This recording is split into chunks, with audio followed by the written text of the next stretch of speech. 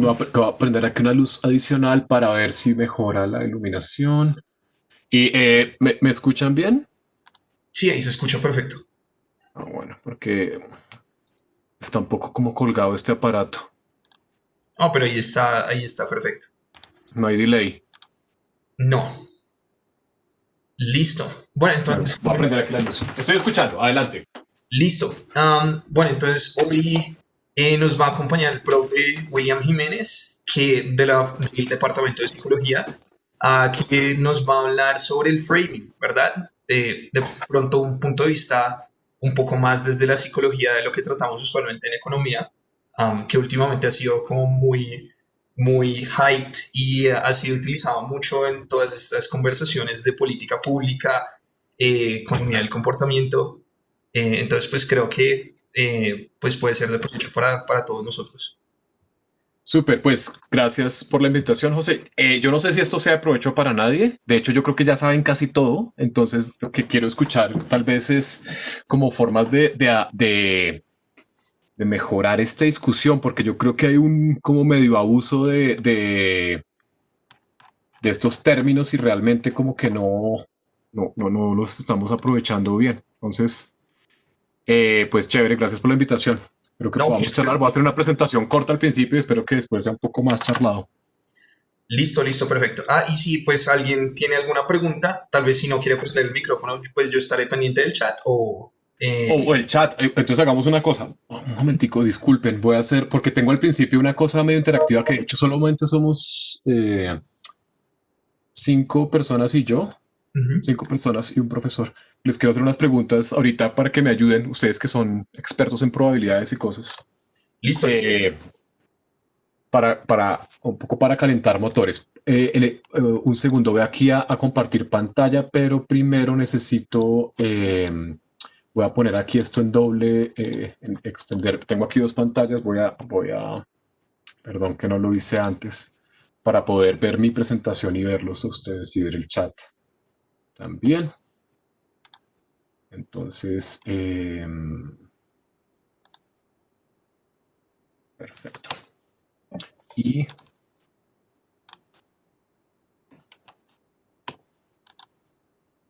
no, todavía no me pueden ver. No, No, todavía no.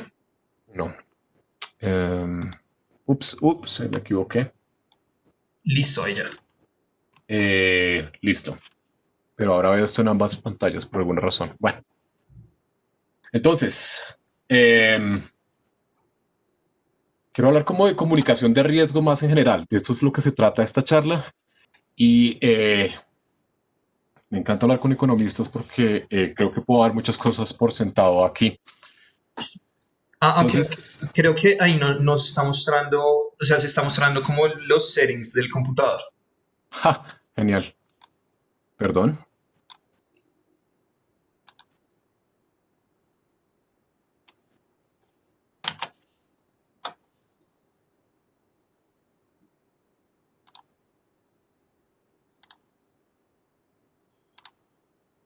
Ahora sí. Estaba cargando. Sí, listo, ahí ya, perfecto. Bueno, entonces, bueno, quiero hablar como de comunicación de riesgo más general. Ese es como el tema el que les quiero como contar y recibir sus ideas. Después les cuento un poquito de lo que se hace en psicología, que es un tema también muy de moda, pero más en los contextos de salud, eh, de las aplicaciones más terapéuticas, digamos. Y mucho menos de este lado, que es un poquito más experimentalista, que de hecho las personas que estudian economía están más familiarizadas. Entonces, quiero comenzar con esto que seguramente es un experimento, un estudio súper famoso, que en el que le pregunté, eso lo acabé de sacar. Van y le preguntan a la gente en varias capitales del mundo, mire, mañana hay un 86% de probabilidad de precipitación. Esto es real, ¿no? Bueno, esto, de hecho, las probabilidades que tenían, eso lo hacen en Atenas, en varios, 5 capitales europeas, y la probabilidad variaba entre 20 y 50. Y le preguntaban a la gente en la calle, ¿qué significa esto? Entonces, esa es mi primera pregunta, por eso para ustedes, dado que aquí estudian probabilidades y todas esas cosas, eh, usted que entiende, cuando le digo mañana la probabilidad de precipitación es del 86%, ¿qué quiere decir eso? Si quieren, pónganlo en el chat, pongan un par de frases. Vale, no sé, no me pregunte. Voy a ver si puedo abrir el chat. Pude abrir las. Ups. Pude-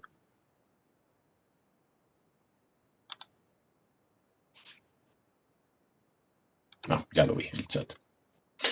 Pero la cosa está de mañana es un 86% de probabilidad. ¿Eso qué quiere decir? ¿Sobre a qué se refiere esa probabilidad?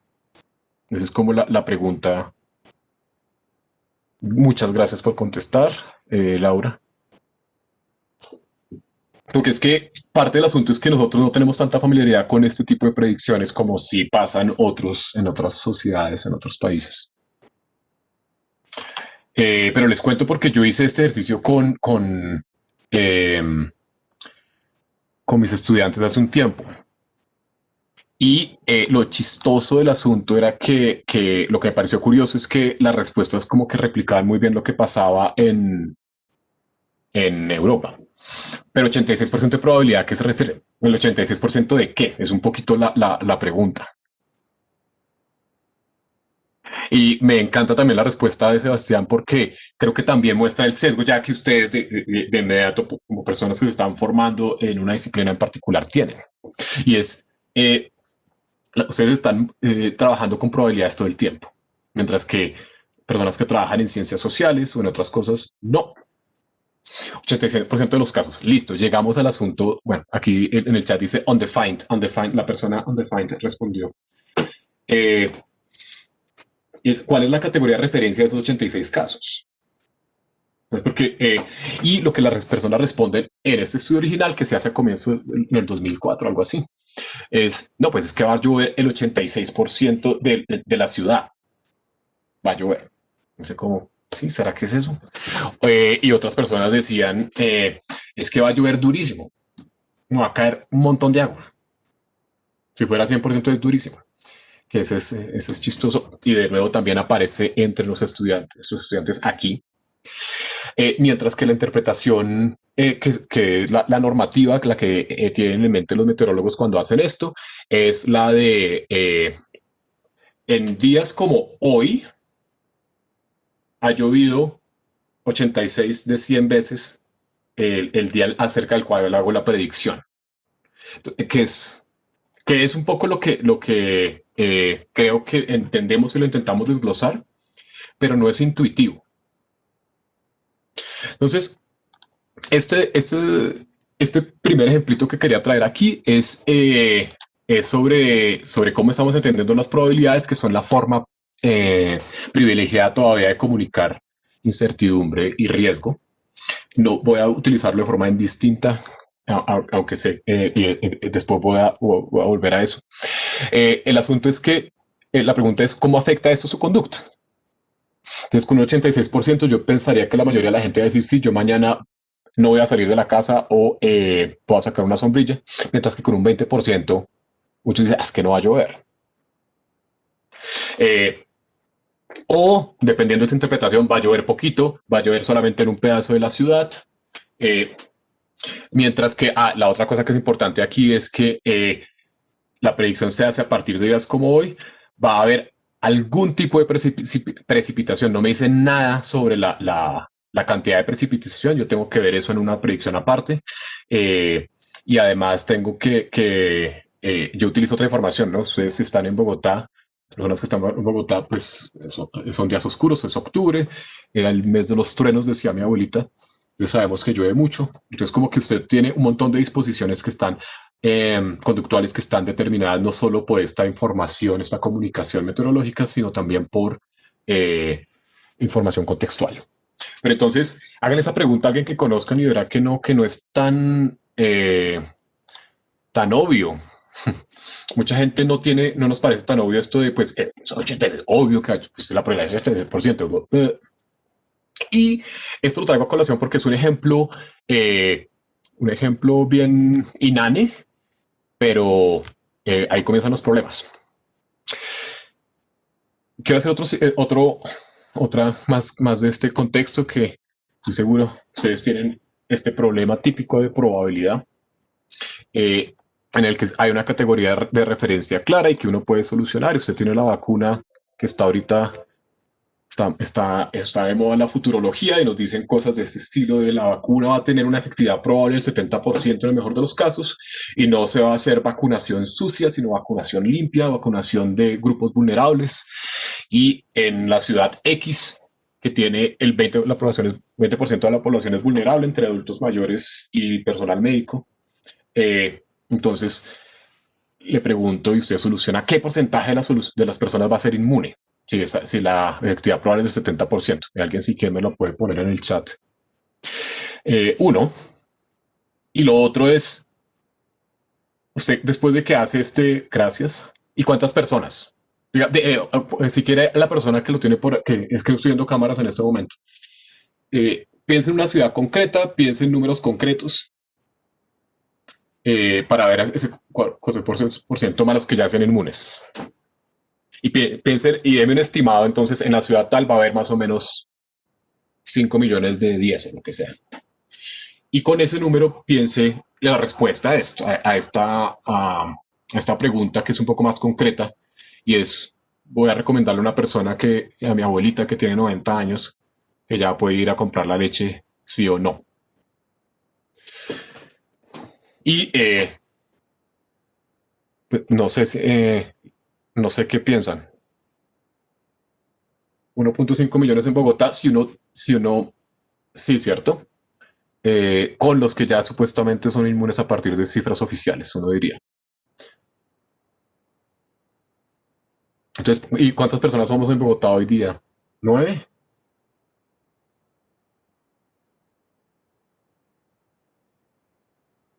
No sé.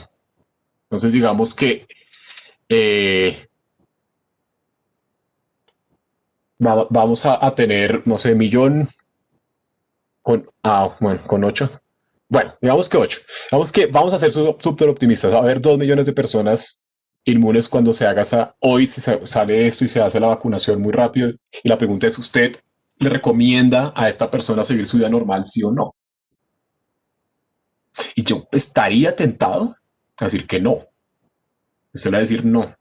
Espere, abuelita, no siga saliendo con tapabocas o no salga, yo voy a visitarla. Eh, y Y bueno, pues ahí está pues ilustrado como dramáticamente una cosa que ya todo el mundo sabe, y es que obviamente la probabilidad en sí misma no es informativa, sino que depende de cómo se valora ese costo. Sin embargo, pues ahí hay como dos problemas generales, y es que en general tenemos que esa percepción de riesgo depende de la valoración de la certidumbre, la valoración de un costo, pero también sabemos que somos pésimos valorando probabilidades, incluso cuando sabemos que es, incluso con una cosa tan sencilla como la del clima, nos cuesta encontrar la categoría de referencia, nos cuesta valorar experticia si es una probabilidad subjetiva de un evento único. Y lo otro que es tal vez lo más importante es que aquello que consideramos un costo eh, varía demasiado entre personas y además es inconsistente intrapersona. Pues a mí me gusta, no lo voy a mostrar, pero a mí me gusta un señor llamado Peter Capusotto, no sé si lo conoce, es un humorista argentino que tiene un sketch que se llama Un vegetariano en un asado. ¿Alguien lo conoce? Peter Capusotto, googleenlo después, o bueno, ahora, no importa. Eh, y el vegetariano en el asado va y todo se pone muy mal porque la lechuga le pega mal.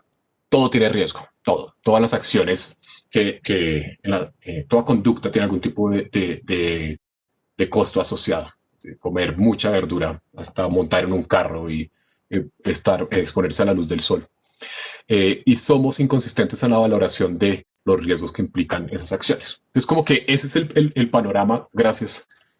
Pero espero que alguien lo conozca, ¿no? ¿No conocían a Capusotto? Creo que sí. Eh, es, es un humorista argentino, es que tiene como 10 temporadas, no sé. Tiene una muy buena que es Violencia Rivas, la inventora del punk en Argentina. Es raro. El vegetariano en un asado es el que creo que es relevante para el riesgo, porque muestra esa inconsistencia en la valoración de que es un riesgo. Entonces, ese es como el trasfondo de este asunto de percepción de riesgo. Eh, y bueno, ustedes saben que entonces, a propósito de esto somos valorando probabilidades y somos inconsistentes a la valoración de costos. Entonces, de aquello que es un costo o una utilidad negativa. Eso de probabilidades, seguramente conocen esto, parte de la teoría de la perspectiva, bueno, prospect theory, nunca he encontrado la traducción chévere de esto. Entonces, sobreponderamos estas probabilidades bajas y subvaloramos las probabilidades altas, pero esto depende del evento. Y además tenemos problemas como cuando con personas que no estudian economía e incluso con personas que tienen formación en probabilidad, es que la noción de probabilidad que está en juego a veces no es transparente, entonces se confunde la noción frecuentista versus predicción única, donde la idea de probabilidad es completamente distinta. Entonces, ¿qué tan probable es que Petro sea el próximo presidente? Eh, y digo 86%, pues ahí no tengo ninguna categoría de referencia, yo no puedo hacer probabilidad ni empírica ni frecuentista, sino es subjetiva y es con algún tipo de derivación derivación de conducta objetiva para ver el grado de creencia. Ustedes saben más de eso que yo. Y eso es con probabilidades básicas. Cuando yo empiezo a comunicar probabilidades condicionales o más complejas, nos perdimos. Para no hablar de las formas todavía más comunes de comunicación de riesgo, que son razones de odds ratio, odds y razones. Y las razones de riesgo, que son las típicas que uno encuentra en el periódico, que de nuevo, casi siempre se presentan sin contexto. Eso de si usted toma 3 tazas de café al día, es 3 veces más probable que desarrolle cáncer en una uña. Y uno dice no bajar de tomar café, y uno lo que ve allí es que obviamente el denominador de esa comparación es clave para saber usted es 2 veces más probable que quién, o qué, en qué condiciones, en qué estudio. Pero esto es lo que nos encontramos, este es tipo de numeritos y probabilidades descontextualizadas acerca de las cuales muchas veces no podemos verificar comprensión. De un lado, y de otro lado está el asunto de los costos y las utilidades negativas. Esta es una gráfica de un artículo de Paul Slovic, que creo que también leen en Economía hoy día, que tiene un libro muy famoso que es La construcción del valor. Eh, pues él lo que hace es valorar qué se considera más riesgoso. Esto se ha sido actualizado muchas veces y entonces la gente considera más riesgosos en el 79 cuando se hace esto originalmente los microondas que los fuegos pirotécnicos. Entonces la gente le parece más o parecía más riesgoso operar un microondas que echar un volador, guardando las proporciones. Los desechos radioactivos, no sé si pueden ver mi mouse, mi puntero, que las armas de fuego. Pues, muy gringo, obviamente. Pero lo interesante de este asunto es que Slovic identifica unas dimensiones de valoración de los costos que se han reidentificado en otros contextos. Y es básicamente los ejes que están aquí son el vertical, se refiere a cosas, creo que es, un momento, ahora se me olvidó, conocido, desconocido, sí. Entonces, entre más familiares es la acción o el objeto, lo valoro como menos riesgoso, es lo que está abajo. Tengo puentes, motocicletas, pólvora, dinamita, eh, de arriba abajo, y el de izquierda a derecha es el potencial terrorífico, llamémoslo así. Entonces, es que tanto miedo genera. Entonces, la cafeína podrá ser, o las aspirinas, tal vez tengan algún riesgo implicado, pero las percibo como inanes versus un accidente con gas nervioso. Entonces, esas dimensiones hay un montón de esto. No me voy a detener, solamente quiero mencionarlas. Hay dimensiones psicológicas de valoración de esos costos.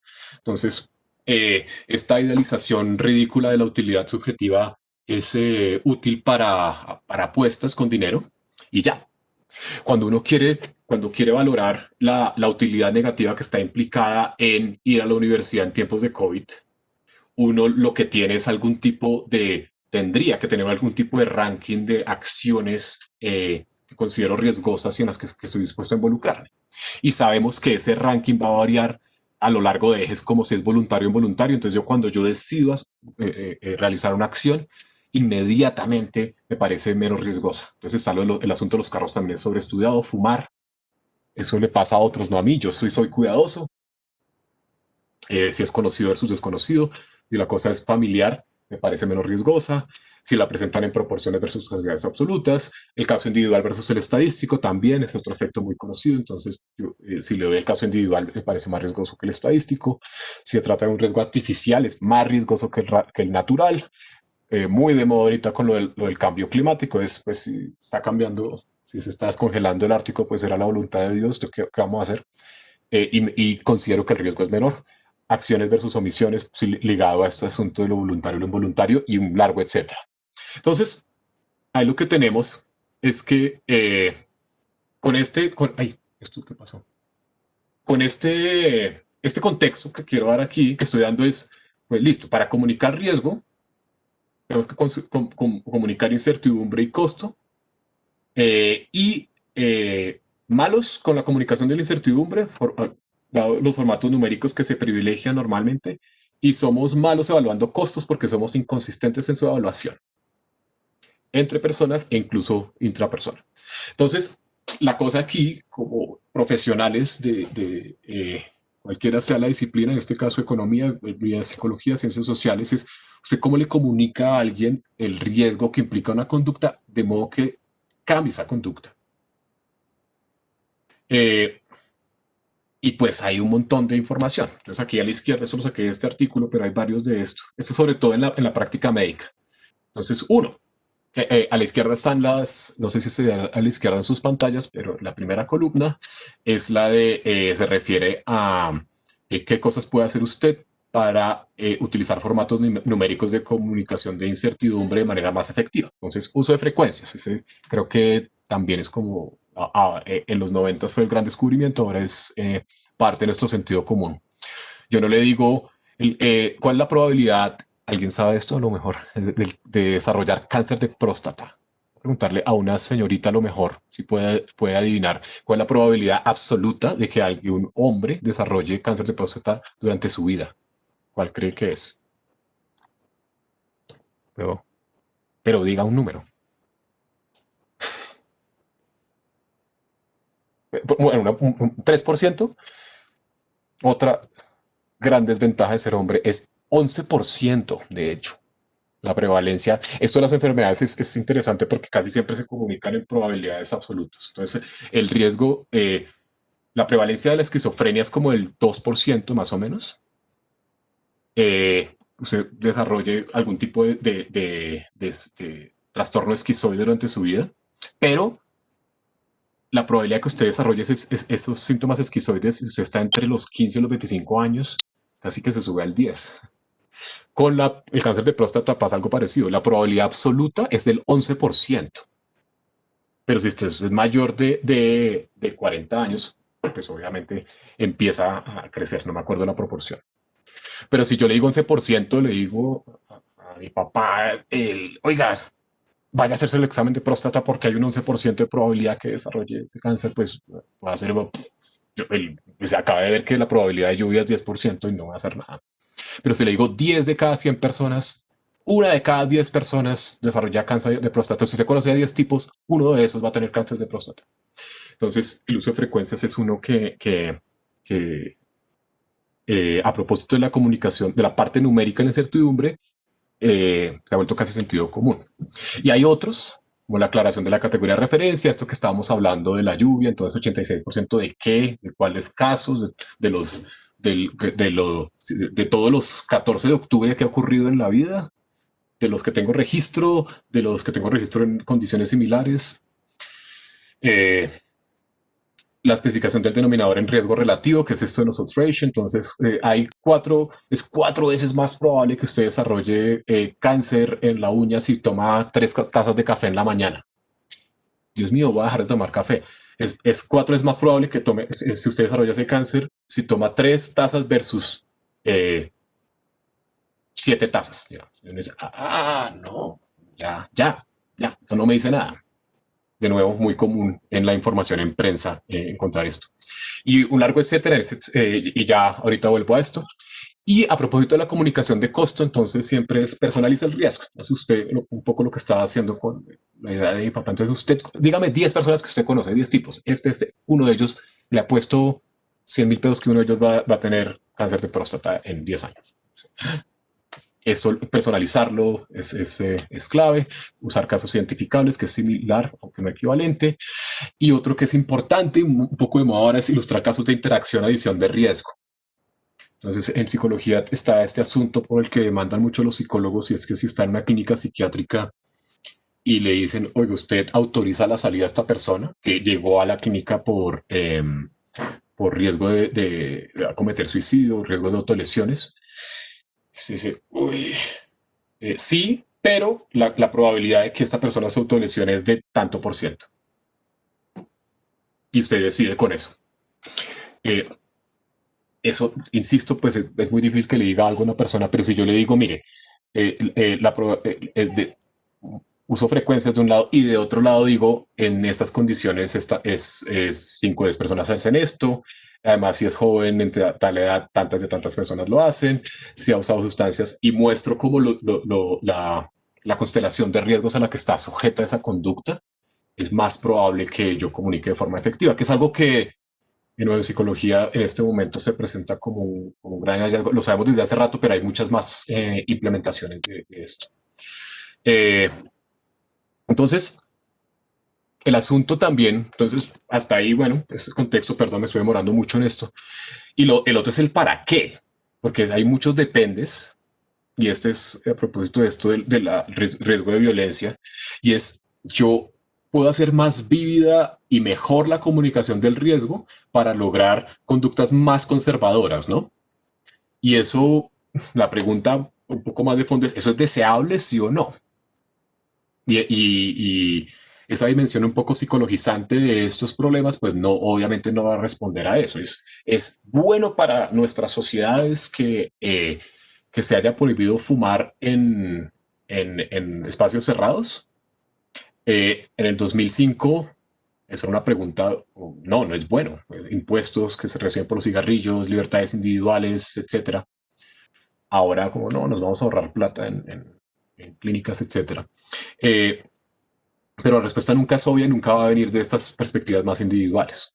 Con esto del riesgo de violencia, uno dice, pues sí, porque me va a evitar una demanda. Yo como psicólogo autorizo a alguien a salir de una clínica psiquiátrica cuando hay riesgo de autolesión, mejor no va a cubrir el trasero. Y no lo hago, me vuelvo más conservador. Entonces, esto es importante, porque ahorita quiero hablar de COVID, y pues aquí esto no me lo dice, no hay respuesta. Entonces, eh, hasta ahí eso es como el contexto, y ahora sí quiero entrar al embarcamiento. Entonces, en el contexto de comunicación de riesgo, donde hay incertidumbre y costos, yo utilizo una técnica particular que es la de enmarcamiento para comunicar costo. Entonces, esto pues ustedes lo saben, lo va a pasar muy rápido, todo esto es derivado de la Prospect Theory, Kahneman, Tversky, etcétera. Y en últimas, pues esta, la S esta de las dos pendientes distintas, que saben ustedes que somos más sensibles a la pérdida que a la ganancia. Entonces, bueno, ese asunto pues es el valor subjetivo atribuido a la pérdida es distinto que el de la ganancia, y digamos que se acelera más en la pérdida. Y por lo tanto, somos aversos a la pérdida, sí, y tomamos más riesgos ahí para evitar esas pérdidas.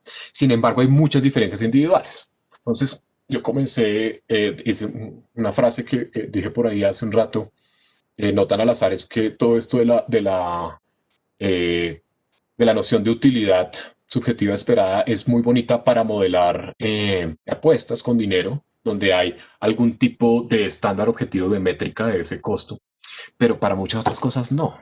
Y ese es como un gran asunto ahorita en psicología. ¿Cuál es el riesgo percibido de ir a hablarle a la persona que me gusta en un bar? Eh, versus el riesgo percibido en montar en bicicleta en Bogotá después de las 8 de la noche hoy día. ¿Y cómo puedo rankear eso? No lo voy a lograr exclusivamente con utils o la noción que esté de moda hoy día a propósito de la métricas artificiales de utilidad. Lo que tengo son acciones reales y consistencia entre ellas. Eh, y hay muchas diferencias individuales, que es que ese es entre más jóvenes usted es más probable que busque riesgo, es más posible que usted tenga apetito para riesgo en actividades sociales, pero no financieras. Este economista, olvida el nombre de ella, que crea una escala también es famosa que se llama el TOSPER, que tiene 5 dominios de riesgo, pero nos habla de 7. Es ahí como que hay muchos dominios en los que uno puede clasificar esas conductas y un examen exhaustivo para hacer un ranking que me permita modelarlo no es viable en la mayoría de situaciones. Bueno, y ejercer el riesgo del dominio de los grandes, bueno, esto ya lo saben. Entonces, esto tiene como consecuencia, algo que también ya saben, es que pues si yo me fijo en la comunicación va a ser más o menos efectiva dependiendo de cuál sea mi objetivo. Si me fijo en las ganancias o en las pérdidas, pues si digo que el 80% de los casos este carro no necesita ninguna reparación, es chévere, pero si digo que el 20% de los casos necesita alguna reparación, pues no es tan chévere. Y si además uso las técnicas esas que sabemos que funcionan en algunos casos, como lo de personalizarlo, usar frecuencias, asegurarme de que la persona entienda la categoría de referencia, yo puedo hacer que la persona tenga una conducta más propensa al riesgo o más aversa, más conservadora. Bueno, otro ejemplo que también seguramente ya conocen, pues usted no va al mercado por un queso que tiene el 10% con mucha grasa, en el del 99% libre de grasa. Y también en el contexto médico las probabilidades se utiliza mucho el marco positivo para, para animar a la persona a tomar la decisión del riesgosa. Entonces, en general, aquí es misma información, misma, entre comillas, eh, pero marcos distintos permiten tomar decisiones distintas. Bueno, entonces, hasta ahí, ¿todo bien? Alguien que me diga que no estoy hablando solo, por favor. ¿Qué hora es? Ah, gracias. Gracias. Es que hace rato no utilizaba Webex y en Suma uno como que ve una carita o escucho cuando se desconecta la gente ya aburrida, como que sé que el tiempo está pasando a veces. No sé si estoy en suspendido. Listo, gracias. Entonces, ese es como el marco general, son muchas de las cosas que ustedes conocen, pero intenté como mostrar un poquito más desde psicología y en ese sentido le doy un papel menos protagónico al Prospect Theory y más a la idea de comunicación de riesgo como un constructo un poquito más gaseoso. Entonces vamos ahorita a lo del COVID, que de hecho creo que me contactó por eso José, porque tengo un proyectico al respecto de esto en enmarcamiento. Entonces, ahora yo soy se me olvidó cuál era la secretaría esta que está encargada de los mensajes. La Secretaría Distrital de Recreación está encargada de los mensajes de COVID. Hemos estado charlando con ellos. Y quiero comunicar el riesgo para que la gente, sobre todo en agosto, se quedara en la casa. Entonces, o usar el no tapabocas, lavarse uno las manos. Y esto tiene como contexto ese artículo de Jay Van Babel, a lo mejor conocen, y Capraro también creo que es conocido en economía. Y es este asunto de cómo usar la ciencia conductual y sociales para respuesta al COVID. Ahorita hay uno nuevo, no creo que haya salido todavía, que dice, uy, como que se nos fue la mano en lo optimistas que éramos en ese artículo. Y en estos, pues, una de las cosas que hablan es, pues, bueno, ¿qué están haciendo en economía del comportamiento? Y aquí esto, las unidades de Behavioral Unit en el Reino Unido, o aquí en la Secretaría que tiene su propia especie de Behavioral Unit, curiosamente la Alcaldía de Bogotá en la Secretaría de Recreación, hay un par de personas, de economistas de hecho, eh, trabajando en esto, pero están haciendo esa pregunta, y es cómo motivarlos y una de las respuestas es esto. Entonces hay varias. El otro asunto está el de las normas, normas expectativas empíricas, normativas, toda esta carreta, comunicación del costo, y ahorita es entonces enmarcamiento de mensajes, este pedacito. Y bueno, entonces nosotros hicimos una cosa que está en revisión, que de hecho son 3 experimentos, les vamos a mostrar brevemente uno, o bueno, 2, que esto medio funciona. Eh, Carlos Gantiva, que es el primer autor de esto, él ha trabajado mucho más en salud y por eso, que es más su experticia, yo soy como un experimentalista más clásico y creo que por eso es que terminé trabajando en esto. Eh, y la pregunta aquí es cuál es la estructura de contenido más efectivo para motivar a las personas a adoptar comportamientos de autocuidado. Lo que hicimos fue muy sencillo. Los 3 estudios son parecidos. Son entre 300 y 350 personas mayores de edad. La muestra es autoseleccionada, esto es clave. Aunque lo repartimos de forma amplia por 5 universidades y 2 ONGs. Eh, Autoseleccionado, aquí no es solamente que sean los Andes, pero igual es autoseleccionado. La promedio de 27 años, es el estándar como de 3 años. Y utilizamos una cosa llamada la escala de MacArthur, que creo, no sé si lo utilizan en economía, para medir estatus socioeconómico. ¿A alguien le suena? MacArthur Socioeconomic Scale, algo así se llama, que es una escalerita. Entonces le digo, esta escalerita, imagínese que esta escalera es su ciudad o su país, usted ubicas en el escalón que usted cree que está. Uno siempre está peor que otras personas, otras personas. Y en general las personas se ubicaron eh, gracias Laura por responder. Ahí Sebastián. Entre el escalón 5 y 6. Entonces, no sabemos de qué trastos son, no nos interesa, pero la mayoría de las personas consideran que están un poquito mejor que los demás, pero no tanto. Clase media alta. Eh, y lo que les dimos fue pares de mensajes a las personas en este primer estudio y tenían con un slider, tenían que ubicar su respuesta, que yo les digo que les preguntamos, tenían que decir cuál preferían. Y lo que hicimos fue, tenemos 2 condiciones, que era contraste de marcos y contraste de contenidos. Entonces, ¿por qué contraste de marcos? Por la teoría y por lo que ya les conté. Contraste de contenidos porque estaba en ese momento, bueno, y todavía, aunque menos, el asunto de si realmente estamos más preocupados por nuestra salud que por nuestro bolsillo y cómo eso está impactando nuestra decisión. Entonces, el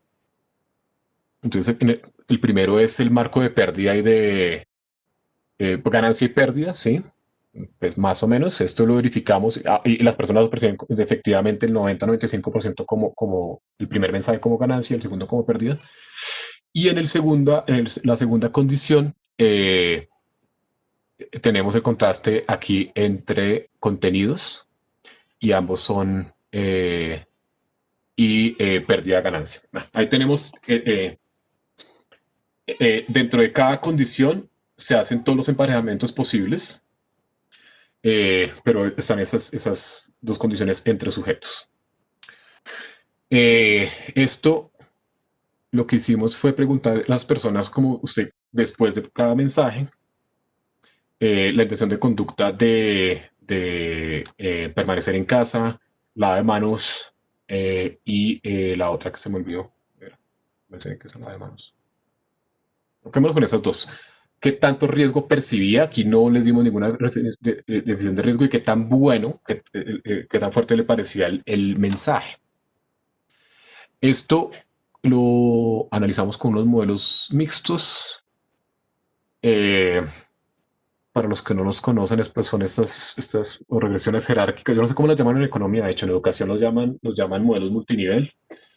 Ahora en psicología experimental los llamamos modelos mixtos lineales. Lo que tenemos es una especie de intercepto aleatorio para cada participante. Y en general lo que encontramos es que los mensajes que expresan consecuencias positivas fueron valorados como más efectivos para motivar conductas de autocuidado y más fuertes. Un poco raro. Esto yo personalmente no me lo esperaba. Y los mensajes negativos fueron mejores para aumentar la percepción de riesgo intuitivo. Es como, wow, eso que está allí, salir a la calle, no lavarme las manos, me parece riesgoso. Eh, y en general la gente le puso más atención a los contenidos de salud, eso sí, pues bueno, fue medio obvio. Entonces, ¿esto cómo se ve? Esta es la gráfica central de ese primer experimento. Cuasi experimento, no es digo, los problemas de asignación ahí son importantes. Entonces, la línea amarilla, que no la puedo ver, son contenidos de salud. La línea gris, contenidos referentes a ingresos económicos. Y en general, pues ahí se ve claramente que riesgo, fuerza del mensaje e intención de conducta para mí, para los otros, ya no les conté eso, ya lo digo, fue valorado siempre como más positivo, más fuerte, más riesgo. En los mensajes de salud. Y bueno, hasta ahí como que no hay nada interesante. A propósito de la fuerza, esa interacción no es significativa, pero si se dan cuenta que la línea se a converger en el marco de pérdida. Y es a pesar de que la diferencia en la fuerza del argumento, la fuerza del mensaje, es mucho más grande entre salud y economía para los mensajes enmarcados en ganancia que en los de pérdida. Entonces, como que pues es fuerte el efecto que se encuentra ahí. Y eso se ve también, bueno, esta cosa que está en la fuerza del argumento se ve con una pregunta adicional que le hicimos a los demás, a las personas, y es, le preguntamos, bueno, ¿a usted le parece fuerte? ¿Usted cree que a las demás personas en su barrio y en su ciudad les parecería fuerte? O buen mensaje, o motivaría para lavarse las manos. Y esto, pues, lo interesante, pues, es que aquí, eh, si ven este primer panel aquí en el B, el que dice manos otras, entonces dicen los demás, yo sí le pongo atención a los de salud y ganancia. Los demás no tanto, hacer como los de economía le van a poner como va a motivar la conducta de lavar las manos de forma similar. Los de economía, los de salud. Eh, y aquí ahí donde dice lockdown others, también les preguntábamos, ¿cree que los va a motivar a que otras personas cuál va a ser más efectivo en motivar que otras personas acepten la cuarentena? Dice, seguramente el de economía va a ser igualmente efectivo que el de salud, de hecho. Entonces ahí se anula, es el único sitio donde se anula el efecto. Es que es interesante porque sabemos que estas valoraciones de riesgo interactúan con lo que yo considero que yo percibo que es la conducta común y la conducta moralmente aceptable en mi grupo, que es como lo que queda ahí, que es interesante. Eh, y ahorita estamos haciendo dos cosas, yo voy a terminar aquí. Entonces lo otro es, entonces empezamos a hacer esto mismo, pero con las imágenes y esto para ver, y lo que hicimos son mapas de calor para ver a las personas, lo que pedimos, haga clic sobre lo que usted le llama más la atención cuando lee este mensaje, cuando ve este mensaje. Eh, entonces, porque la alcaldía sobre todo está muy empeñada en el uso de imágenes y no sabemos qué tanto las leen con o sin el mensaje. Entonces, pues vemos en general que pues, hacen mucho más clic sobre las imágenes, y, pero aquí no hay un efecto tan claro ni del marco ni de la percepción. Bueno, el riesgo sí. Entonces, de hecho, los mensajes de pérdida son un poquito mejores cuando se presentan con imagen. Eh, bueno, que llama más la atención, las personas autorreportan más motivación, pero ahí la diferencia ya no es significativa. Y aunque, eh, como pueden ver en la segunda imagen, las personas dicen estar poniéndole más atención a la imagen. Entonces aquí pasa algo raro. Cuando presentamos las imágenes, los textos solos, hay un efecto distinto a la valoración del marco, un efecto distinto del marco. Cuando presentamos con la imagen, que también verificamos con esos mismos participantes que fuera percibida como pérdida o ganancia, ya el efecto es pequeñito o desaparece. Y ahorita tenemos estamos haciendo también una replicación de esto, que esa no la he terminado de analizar. Entonces, aquí, por el mensaje parcial aquí es que de nuevo son más efectivos para la percepción de riesgo los de pérdida, bueno, eso sí, y las personas se fijan más en la imagen que el texto, y más aún en los mensajes que expresan pérdida.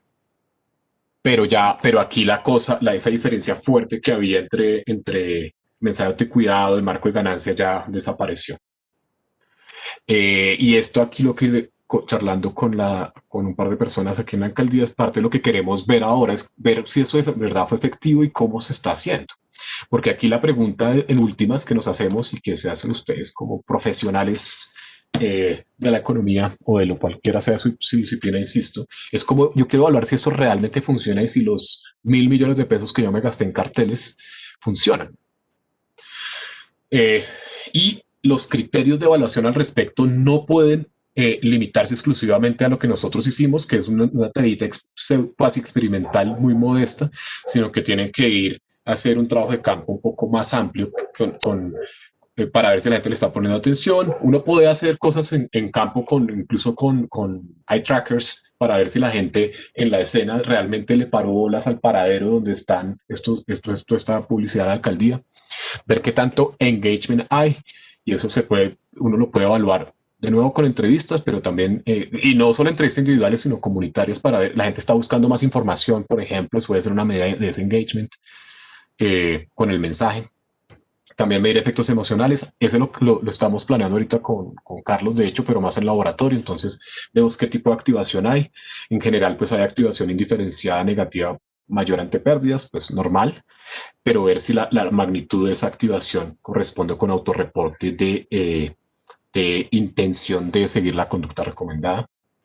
Y lo otro que es la evaluación más general del mensaje, ¿no?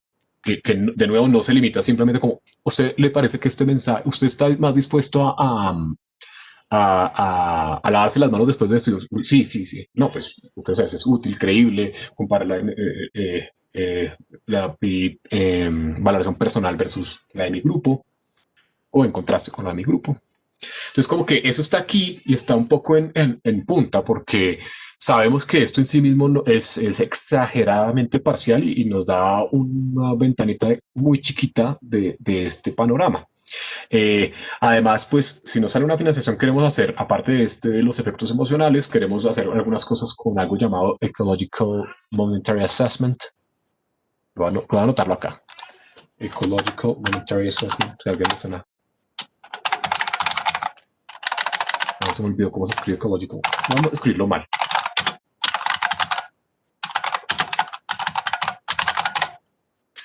Que es, entonces bueno, ya hicimos un piloto de esto. Entonces, al celular yo le doy a usted 50.000 pesos, le digo, en una semana, en 5 días le van a llegar unos mensajes preguntándole tal y tal vaina. Usted, eh, usted tiene que responder a esto en el momento en el que está. Y con eso, pues tenemos una medida un poquito más del momento de conducta real. Entonces, usted hoy, si yo le pregunto hoy cuántas veces se ha lavado las manos, usted ya no se acuerda. 10 veces, pero se lo pregunto a las 8 de la mañana, digo, ok, 2 veces. ¿Ya salí? No, no he salido. Y yo puedo tener un poquito, unas medidas asociadas a un poco más de observación de conducta, no solo autorreporte. Es imperfecto, pero es un poquito mejor. Y ya, eso es todo lo que tenía para contarles. Me pasé un poco del tiempo que tenía planeado para esto, porque me gustaría más escuchar sus reacciones para las personas que no se hayan quedado dormidas. Muchas gracias. Voy a dejar de compartir. Listo. No, pues, no, muchas gracias, profe. Y sí, precisamente eso, como si tenemos un espacio de preguntas. Yo tengo un par de Por preguntas. favor. Sebastián también dice que tiene una. Entonces, si quieres, Yo Sebas. también. Ay, pues sí, de una, toda la gente que quiera. De bueno, ¿cómo nos organizamos? No, pues si quieren, Yo digo quién. No, Sebastián de primeras, porque de premio por tener la cámara prendida. Gracias, gracias. Bueno, mi pregunta va frente a ese resultado raro de que las personas concibieran los mensajes positivos como más fuertes. Y pues la pregunta es, ¿no será que no hay una esencia de que tal vez ellos recibieron como un reforzador positivo a una conducta que, digamos, habían empleado habían, no sé cómo se dice, o sea, una conducta que tenían de mucho tiempo y no habían tenido como una recompensa por esa conducta? Es decir, una persona lleva lavándose las manos, eh, poniéndose tapabocas durante mucho tiempo sin recibir ningún tipo de reforzador positivo, y el que recibe un mensaje que le diga, sigue, digamos, vamos bien, no sé, mensajes positivos, entonces que eso se interprete como una recompensa. Sí, definitivamente es una posibilidad y eso, de hecho, es lo que dice el reviewer de esta cosa y es, no lo dice así, pero es, eh, dado que la muestra está autoseleccionada, es probable que tengamos una sobrerepresentación de esas conductas base en las que las personas se ven identificadas. Entonces sí, y no hay nada que hacer. Y un poco mi respuesta a eso es que esa crítica supone que estamos ante un hecho estable de nuestra psicología que yo no creo que sea así. ¿Y a qué me refiero? El momento en el que se hace esto es abril, el segundo es julio y ahorita en agosto. Yo creo que los efectos del marcamiento son extremadamente frágiles y contextuales. Ejemplo, cosas que se han hecho en marcamiento para reducir conductas de binge drinking. Entonces, para que las personas jóvenes universitarias no se la peguen toda de una. Eh, Sabemos que es mejor el marco positivo para las personas que tienen menos tendencia a emborracharse, que es ridículo. Eh, pero esto es una cosa exageradamente contextual. Hay cosas aquí en Colombia, de hecho, sobre eso, pero la gran mayoría de esas cosas son gringas.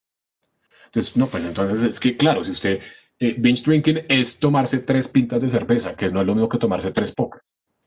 Entonces, yo cuando pienso en esto, digo, es que el marco es frágil porque depende muchísimo del contexto y no responde como a una invariante psicológica acerca de esas preferencias de lavarme o no las manos o de tomar trago o no. Entonces, como que eso es como mi respuesta a eso. Sí, pero es que el supuesto detrás de esa pregunta es muy fuerte.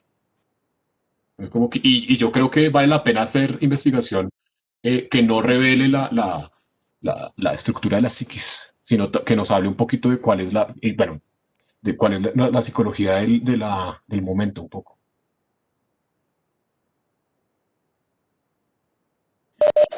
Listo. Bueno, entonces si quieren yo la hago, luego puede seguir Laura. Bueno, Camila, perdón. Listo. Entonces, yo tenía una pregunta sobre si, pues, como esta parte del contexto hace que el COVID sea como una cuestión mucho más real de riesgo que nosotros tendríamos usualmente en un experimento que inducimos. Sí, como que, digamos, nosotros inducimos cierta noción de riesgo, pues en economía tal vez diciendo, bueno, no sé, como invierta tales cosas a tal periodo o, no, o algo por el estilo. Sí. Entonces, no sé si hay alguna manera de comparar los resultados que obtienen aquí, tal vez si estos efectos de como transferir esta noción de riesgo o algo por el estilo sean más fuertes aquí que en un ámbito de laboratorio. Es que estoy abriendo una cosa que hice al principio del semestre en una clase, porque, o sea, sí, la respuesta es sí, definitivamente. eh, pues la situación hace que ese sea el eje dominante de valoración del riesgo. Lo que yo hice en una clase, no encuentro esto ahora, yo les pedí a unas personas que hicieran rankings de, de conductas riesgosas y en cuáles se embarcarían, pero eran cosas no lo encuentro, bueno, le estaba preguntando, digamos que yo le doy 5 conductas y le digo, organíceme mayor a menor, ¿cuál es más riesgoso? Ir al de 1 montar en bicicleta después de las 8 de la noche, ir al Carulla, ir al Éxito, ir a la universidad. Entonces, bueno, entonces la primera reacción es, no, depende. Pero luego, si yo le pregunto, después de hacerle el ranking, yo le pregunto a la persona que me organice esto, yo no le he dicho nada del COVID. Lo que pasa normalmente es que las preguntas del mercado son por el COVID. Entonces, no es que es mucha gente, pero las preguntas de ir a la universidad para algunos y de montar en bicicleta son de seguridad personal. Entonces, la, la, eh, son rankings inconsistentes de riesgo por un lado, determinados parcialmente por la situación de otro lado y adicionalmente no comparables con el riesgo que yo induzco en situación de laboratorio cuando le digo el rendimiento de este portafolio ha sido negativo por los últimos 3 meses, ta, ta, ta, ta. Entonces yo no puedo compararlo directamente. Lo que yo podría hacer es más bien ver si yo logro, no, pues ese es mi sesgo de psicólogo, si logro no inducir la conducta que yo deseo. Eso, entonces yo, perdón, no sé por qué no le respondí la pregunta. Lo que hice fue decirle, sí es más vivido, pero lo que, de nuevo, lo que eso me trae es a que es necesario evaluar cuál es mi objetivo cuando yo comunico el riesgo, qué conducta quiero inducir. Es un poco éticamente puede ser cuestionable. Y si es hasta qué punto eso ilustra un ordenamiento inconsistente de riesgo por parte de la persona.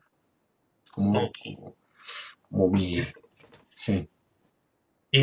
Listo. Entonces, Cami, si quieres, o bueno, me dice que haga otra pregunta. Bueno, listo. Y la otra que tenía era precisamente también sobre los resultados de los que hablaba ahorita Sebastián. Algo interesante es que uno ve que los resultados para salud, si no estoy mal, eran más fuertes cuando estaba en Good, o si mal no recuerdo. Pero si uno veía los de economía, eran como el contrario, como el efecto negativo tenía más fuerza que no, perdón, ¿cómo decirlo? Como cuando mostraba un efecto negativo, tenía pues un efecto más fuerte que cuando mostraba uno positivo. Eso nos dice algo sobre, pues aparte de que se valora más fuertemente la salud, como esa dirección nos dice algo de cómo se valora salud y economía, pues de manera diferente. Sí, pues eso es a lo que me refiero. Es que yo sé que ustedes no utilizan estos términos, pero lo que tengo es una interacción significativa ahí, ¿no? Con marco y contenido. Entonces, cuando desempaco la interacción, veo que, por ejemplo, para el caso de la fuerza del argumento, entonces, ¿qué tan bueno me parece el mensaje? La diferencia, los mensajes de salud siempre son considerados mejores, pero qué tan mucho mejor es más grande para ganancia que para pérdida, ¿cierto? Sí, Y eso es porque yo estoy obligando a la persona a poner en la misma categoría ambos cuando le hago la pregunta. Hay un efecto de demanda acá. Entonces, sí, es cierto. Si yo le digo salud, economía, pues es salud. Pero esa diferencia como solamente un poquito más salud cuando es el marco de pérdida. Sí, sí. de acuerdo. Insisto, depende del contexto, del momento particular en que se preguntó de un lado y del hecho de que yo estoy demandando por la tarea experimental que pongan el mismo, que compare esas cosas, porque las personas no tienen eso armado. Ah, ok, claro. Mm. Eh, Listo. Entonces, ¿alguna otra pregunta que alguien quiera hacer? Hola, William. Hola, Eh, ¿quién me bueno, está hablando? dime, ¿Quién me habla? Ah, Camila. Camila. Hola. No, es que lo que yo te iba a preguntar era que, digamos, en la evaluación, lo que pasa es que se han recibido muchos mensajes, ¿sí? Y la verdad yo no sé cuáles son de la alcaldía, cuáles eran y cuáles eran, pues, por ejemplo, de la presidencia, o sea, ni idea. Y cómo estamos Sí. bombardeados de eso, o sea, uno cómo hace para aislar el efecto de los otros mensajes que también da No, medio, por ejemplo, el gobierno es que a la hora de evaluar. no, no, la respuesta es no sé, porque es que esto es insólito, ¿no? la situación que estamos viviendo, si a mí me contrata Sura para decir, mire, yo quiero evaluar esto y esto, y voy a hago grupos focales, y hago experimentos, y haga esto sobre una cosa que les interesa mucho a ellos, bueno, esto es real, de hecho, sobre la venta de seguros para bicicletas. Entonces yo le puedo armar una propuesta en la que yo puedo como con esas herramientas tradicionales ver el efecto. Aquí la verdad es que estamos, el bombardeo y esto de los reportes diarios, toda esta cosa, presidente, yo creo que hace que a pesar de que que lo queramos hacer sea muy difícil discriminarlo. Tenemos Secretaría de Salud, Instituto Nacional de Salud, Ministerio de Salud, Instituto de Recreación y Deporte, se me olvida la otra, y estas 5 instancias producen mensajes y tienes razón, uno ya no sabe cuál es cuál. Lo que podría ser si me contrataran para esto, o si me quieres contratar para esto. Ese es el trabajo que yo hago. Y lo digo porque seguramente ustedes van a estar terminando trabajando en ese tipo de cosas. Es de hecho contrastar los mensajes. Entonces, si tengo grupo focal y yo pongo a la gente a discutir sobre 3 mensajes y veo como ventajas y desventajas, veo visibilidad en sitio público. Entonces me voy a, escojo por localidad 4 estaciones concurridas de bus y veo visibilidad de estos mensajes en física, acceso a internet y visibilidad virtual. Es como que esa sería la forma, pero sería imperfecta porque tú tienes razón. Pero tengo otra pregunta ahí, como, pero, o sea, pero no sé, o sea, es como otra cosa, pero no sé si tú me lo puedes responder, y es como, si hay tantas entidades, o sea, mejor dicho, ¿por qué están dando mensajes como desde tantas partes? O sea, ¿cuál es la necesidad? Si yo sé que ya el gobierno nacional está dando tanta plata, o sea, ¿cuál es el punto como de que haya 5 comerciales que me dicen, ponte tapabocas de 5 maneras diferentes? Como, Pues yo creo que es una característica de nuestro sistema democrático y político. Si esto fuera China, pues habían decidido alguien en el Politburo, el equivalente, tales personas hacen esto. Nosotros, que hay una cosa, nosotros encontramos un estudio similar en Irlanda después de que habíamos mandado esta revisión, que fue una embarrada. Y ya cada ciudad tenía, bueno, mentiras, no, eran las provincias, unas cosas en el Dublín y alrededores que tenían como su propio sistema de mensajes. Eh, y uno dice, pero qué huevas, porque hicieron el estudio y dentro de Irlanda no utilizaron los hallazgos de ese estudio. Dice, pero ¿por qué? Y es que nuestros sistemas políticos premian a la instancia, institución o persona que muestra actividad. Entonces ustedes es probable que terminen en algún trabajo que involucre contacto con instituciones públicas. Entonces se van a dar cuenta bueno, hablar de mi gremio. Entonces, en la Asociación Colombiana de Facultades de Psicología eh, tiene su estrategia para hacer tal y tal cosa y hace su evaluación. Y no habló con el Colegio Colombiano de Psicólogos. Y no habló con las facultades más grandes de psicología porque cada una está involucrada en mostrar resultados por el dinero que le están dando.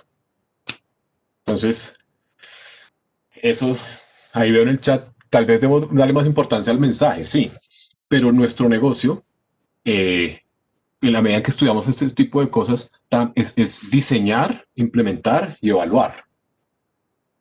Entonces, hay una presión ahí grande para mostrar resultados siempre. Y lo digo también para nosotros, como estudiantes y profesores, miembros de la comunidad. Ustedes todavía son jóvenes, pero insisto, es que usted antes de graduarse, cuando se gradúa, le terminan departamento de planeación. Necesitamos ver penetración de Internet y usted, 34%. No, pues obviamente no va a ser así. Usted muestra el proceso, muestra de dónde sacó esa cifra, muestra el resultado, muestra cómo incrementarla y cobra, cobra así. Pero el asunto es cuando eso es parte de un esfuerzo no coordinado, es perjudicial porque se desperdicia recurso público. Cuando tenemos esfuerzos que no son comparables a nivel metodológico, pueden dar lugar a confusión. Entonces, sí, estoy de acuerdo que a nivel individual, personal, lo importante es el mensaje, sí. A nivel institucional, profesional, nos importan esas otras cosas también. Y eso es importante saberlo, pues ustedes que son profesionales de información.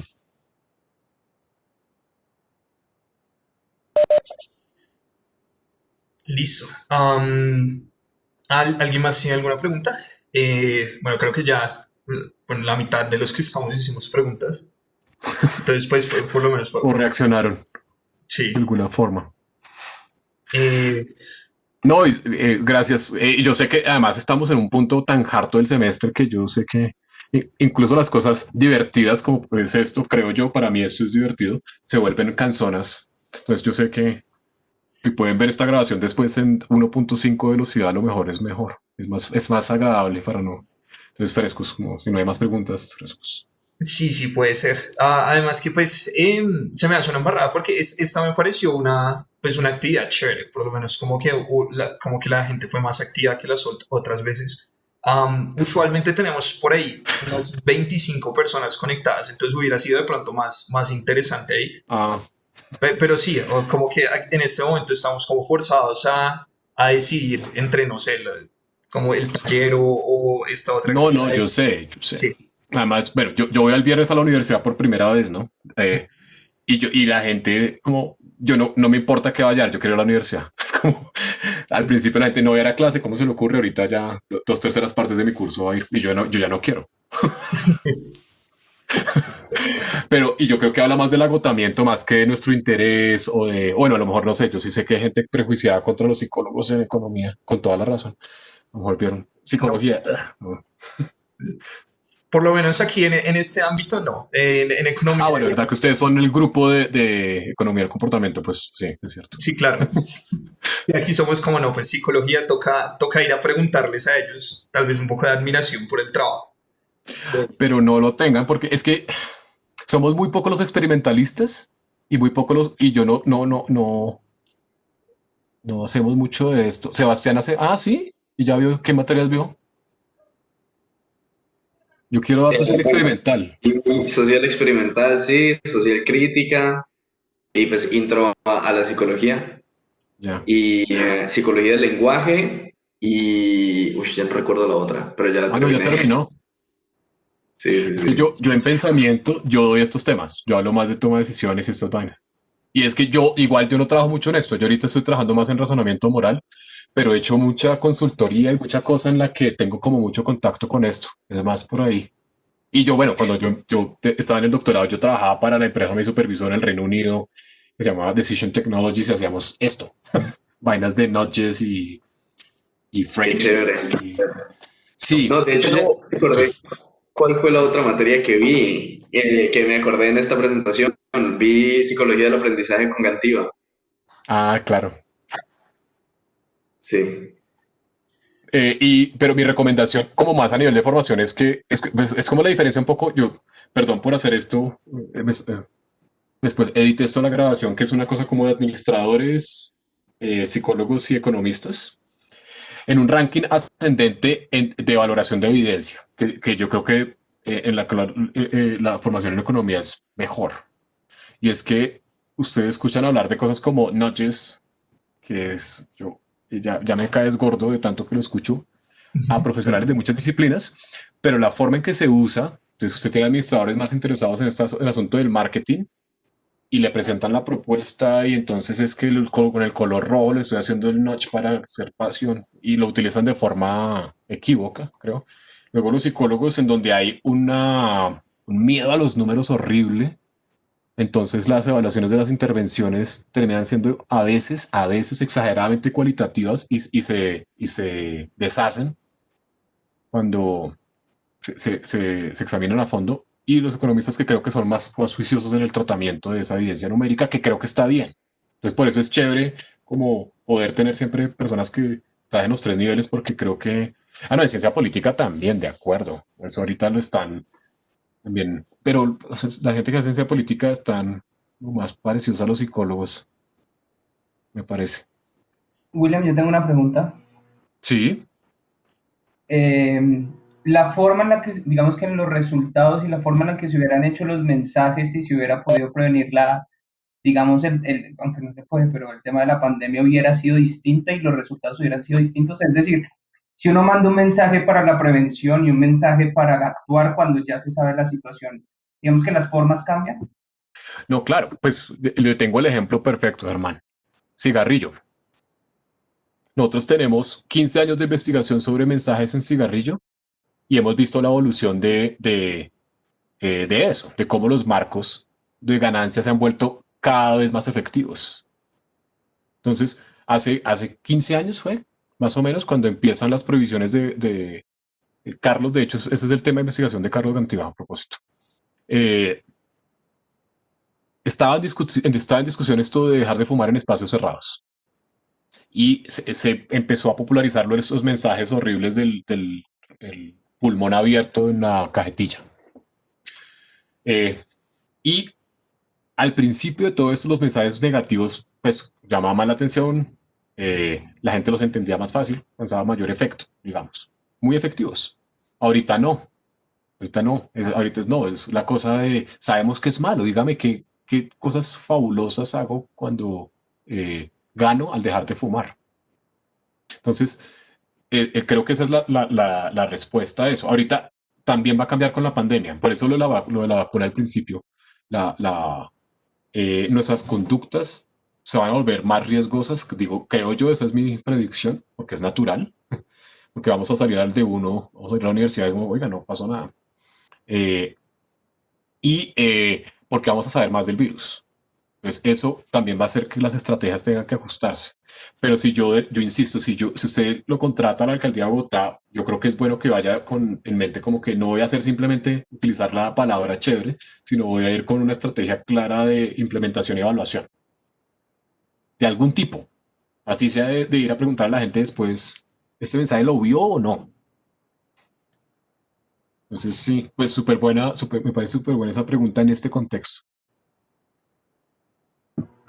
Sí, de acuerdo, porque a lo que yo iba, digamos que con el tema del cigarrillo, es que al volverse rutinario el tema de la imagen en el paquete, pues simplemente yo lo evito, o sea, yo ya no lo miro. Entonces esa imagen no causa ningún cambio en mi comportamiento o a tendencia a fumar o no fumar. Pero cuando usted dice que lo evita es porque usted no fuma ya. O sea, usted no hay, el default es no fumar, ¿correcto? Me pregunta que si Sí. sigo fumando, si yo sigo fumando. Ah, o sea, usted evita el mensaje. Claro, Ya, evito no ver la imagen. ya. Sí, de acuerdo. Entonces ahí ya el mensaje no puede ser la estrategia, porque es que pasa una cosa parecida con el alcohol. Estos mensajes solamente pueden tener utilidad para conductas de riesgo de salud en ausencia de adicción o cuando hay duda, cuando hay presión social, cuando tengo una conducta establecida, no, ya no es por ahí. Ustedes tal vez conocen el ejemplo del Behavioral Unit en el Reino Unido y es que, o los que han ido, cuando usted llega ¿cómo se llama? Al cajero, los cigarrillos están detrás de una cortina, ¿no? Entonces ya no es visible. Entonces voy a hacer, yo sé que el mensaje no funciona, entonces si viene Germán a comprar cigarrillos, se los escondo a ver si se le olvida que quería fumar. Porque sabemos que la construcción de la preferencia, que esto es el trabajo de Slovic, es contextual. Entonces yo construyo, yo digo, me gusta fumar, es una preferencia que se construye o activa en ciertos contextos. Si estoy en la fiesta o si estoy a punto de irme al supermercado y si le escondo el cigarrillo, esa preferencia se construye, entonces esta gente le apuesta que no y han disminuido eso. O la otra, subámosle a los impuestos, nada, olvídese ya de estas decisiones individuales, vamos a subir el impuesto. Claro que ni ponerle el mensaje le sirvió. Y Germán siempre se acuerda de fumar, entonces de escondérselos tampoco funciona, entonces por ahí ya no es. Listo, gracias.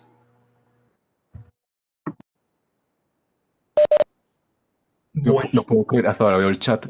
Refuerza las ganas de fumar. Uy, no, el las del... ganas de no fumar, dice, como para la gente que de fuma. nunca fumar. Ah, perdón. O sea, yo no fumo y yo veo una caja de cigarrillos con esa foto y soy como, "Uah", sí, o sea, gas, como, Pero si ves, A eso es a lo que yo me refiero. ajá. A eso es a lo que yo me refiero. Digamos que para las personas que se convirtió en una rutina, ese mensaje que uno que es el que lo compra, ese mensaje pues ya no le está sirviendo. En cambio a las personas que no fuman, sí les hace pensarlo dos veces.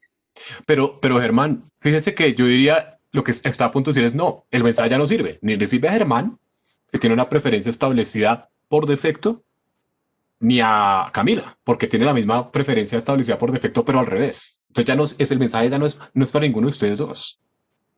Un ejemplo distinto, esto lo acabé de hacer, no es con el marcamiento, pero que es la cosa de etiquetado, que esto lo hicimos, somos demasiadas personas que hemos trabajado en eso. El etiquetado han visto, ¿no? Lo de etiquetado de productos ultraprocesados. Ah, sí, que no, lo de lo que hacen los papás, como esa fundación que quiere Red que... Papás, nos contrató Red Papás financiada por Bloomberg para hacer unos experimentos y unas encuestas. De hecho, estoy analizando datos de esto hoy.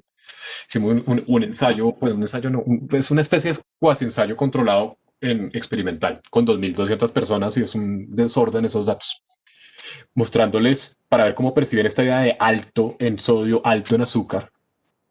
Eh, y como el mensaje hasta ahora es, mire, estos sellos les sirven a las personas de estratos medios, medios altos, que son los que leen las etiquetas y les va a decir algo. Si usted ya le gusta su nusita como a María Fernanda Cabal o es el super fit que no come nada de esas vainas, no.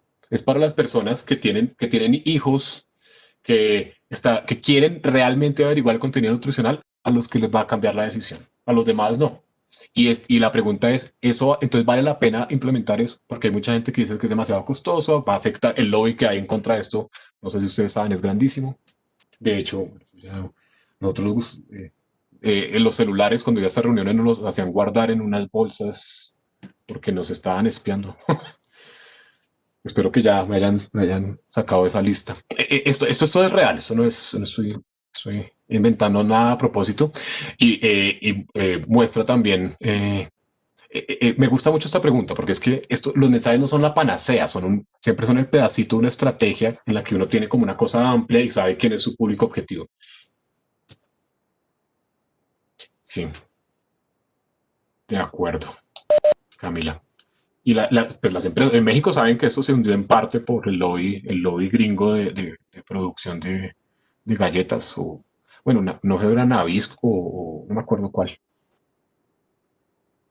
No, sí, creo que sería un tema para otra conversación larga. Sí, Daría algo. sí, porque ya me pasé 15 minutos y a propósito de niños por ahí está gritando el mío. Ok, ok. Pero no, profe, pues muchísimas gracias por aceptar estar aquí. Sí, veo que más que una charla fue más como una conversación y me gustó mucho esa dinámica. Sí. No, gracias a ustedes. En serio que me gusta mucho. Quiero trabajar con más gente de economía. Estoy haciendo una cosa con Juan Camilo Cárdenas ahorita a ver si nos sale. Sí, es más, él fue el que me dijo que te contactara y Andrés Moya Ah, también. sí. Ah, Andrés, bueno, Andrés, pues con Andrés no hemos trabajado, pero es que he leído varias tesis de estudiantes de ellos que son muy interesantes. Ok, ok. Pero no, sí, tal vez más adelante en otro semestre te vuelva a contactar para tener otra Un sesión. semestre no pandémico. Exacto, sí, tal vez una charla presencial. Sí, sería chévere. Bueno, un gusto conocerlos a todos y todas. Sí, entonces, bueno, de nuevo, muchas gracias, profe, y pues que todos tengan un buen Hasta resto. luego. Feliz noche. De hecho, yo me voy a acostar en 2 horas porque con niños es horrible la pandemia. Sí, claro, pero listo. Entonces, sí, Bueno, feliz noche a todos. Que les vaya hasta bien. luego. Chao. Chao, gracias. Chao, gracias. Chao a Ustedes. todos.